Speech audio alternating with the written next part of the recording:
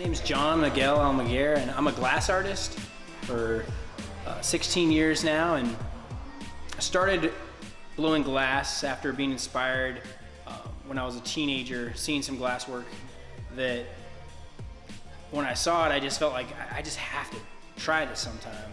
And so when I eventually tried it, I was literally like a little kid in a candy store dipping this long glass rod into a pot of molten lava, basically like honey.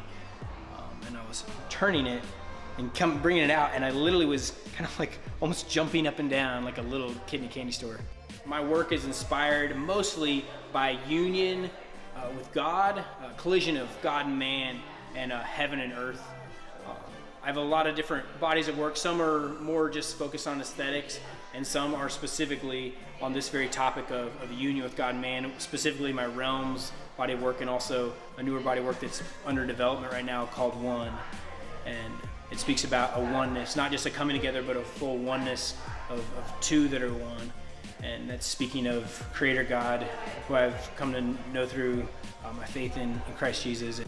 This specific piece, Tear, is communicating about Creator God and how God, in His loving heart,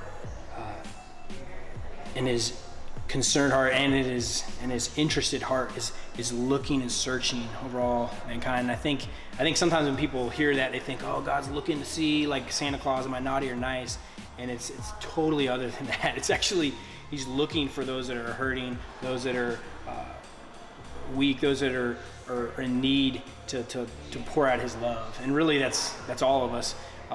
But this piece is communicating about that, and sometimes that love is an expression of sorrow, and sometimes that love is an expression of joy. And so this tear can be representative of the tears of God, because of His great joy that He finds in us, and just the things that we like to do, whether it's dance or accounting or coloring or whatever it is, that God finds joy in the things that we find joy, but also in the things that cause us pain, that He feels our pain. He's familiar and knows about pain as He suffered for us thoroughly through His work on the cross. So a lot of my work involves carving, which is an abrasive technique where you're taking off material.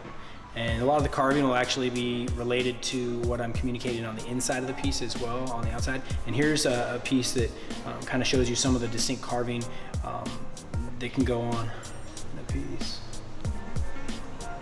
And a lot of this carving is using different diamond embedded wheels that are used to carve through the pieces, and they have to be used with a lubrication of water so that way they don't eventually get too hot and crack the piece.